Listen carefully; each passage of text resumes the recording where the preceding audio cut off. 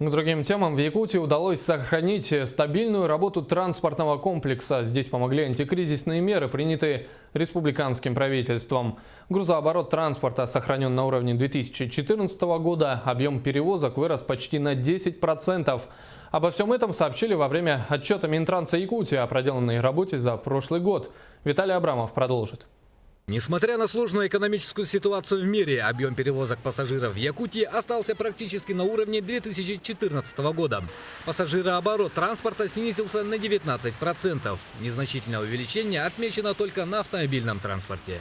При этом отмечается авиационная подвижность населения. Она выросла на 4,5% к уровню позапрошлого года. Несмотря на кризисные явления, в стране наши люди от этого не перестали летать. А по перевозкам пассажиров, именно нашими авиакомпаниями, есть там падение объемов практически до 30%. Это в основном за счет тех пассажиров, не перевезенных авиакомпанией Якутии в других регионах.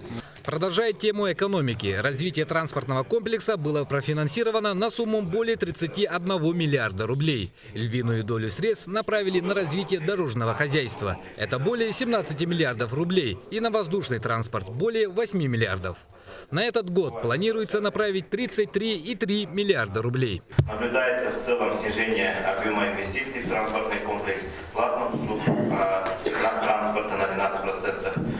В течение года имелась задолженность по заработной плате предприятий транспорта. И основные факторы, конечно, спроса на транспортные услуги, прежде всего пассажирские, это снижение реальных располагаемых доходов населения.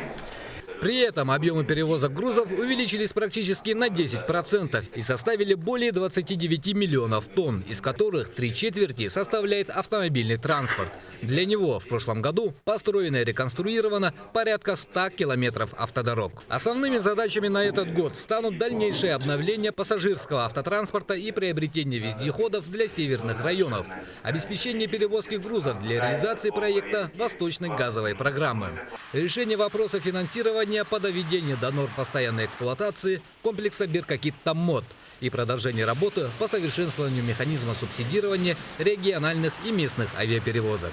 Виталий Абрамов, Александр Слепцов, НВК Саха, Якутск.